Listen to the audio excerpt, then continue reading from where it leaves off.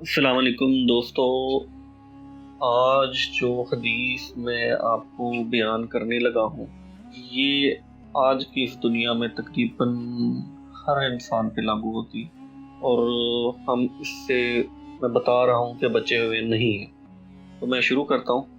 انس رضی اللہ عنہ سے مروی ہے کہ رسول اللہ صلی اللہ علیہ وسلم باہر نکلے تو ایک اونچا قبا مطلب ایک اونچا گھر دیکھا۔ آپ صلی اللہ علیہ وسلم نے فرمایا یہ کیا ہے؟ صحابہ نے کہا یہ فلان ساریہ گھر ہے۔ آپ صلی اللہ علیہ وسلم خاموش رہے اور اس بات کو دل میں رکھ لیا۔ جب اس کا مالک رسول اللہ صلی اللہ علیہ وسلم کے پاس آیا اور لوگوں کے سامنے آپ صلی اللہ علیہ وسلم کو سلام کیا تو میرے پیارے آقا صلی اللہ علیہ وسلم نے منہ پھیر لیا۔ آپ صلی اللہ علیہ وسلم نے کئی مرتبہ ایسا کیا، وہ آدمی آپ کی طرف متوجہ ہوتا تھا اور آپ صلی اللہ علیہ وسلم اس سے منہ پھیر لیتے تھے۔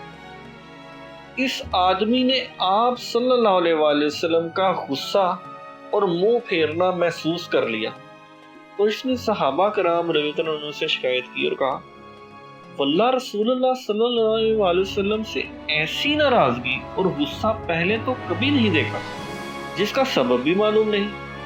صحابہ نے کہا رسول اللہ صلی اللہ علیہ وسلم باہر نکلے تو تمہارا گھر دیکھا۔ وہ آدمی اپنے گھر کی طرف آیا اور اسے گرا کر زمین کے برابر کر دیا۔ ایک دن رسول اللہ صلی اللہ علیہ وسلم باہر نکلے تو قبا نظر نہ آیا، اس کا گھر نظر ہی نہ آیا انہیں۔ آپ صلی اللہ علیہ وسلم نے فرمایا قبے کے ساتھ کیا ہوا؟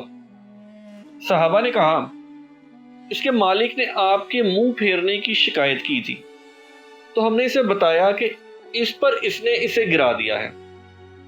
آپ صلی اللہ علیہ وسلم نے فرمایا خبردار، ہر عمارت اس کے مالک پر وبال ہے سوائے اس کے جس کے بغیر گزارا نہ ہو۔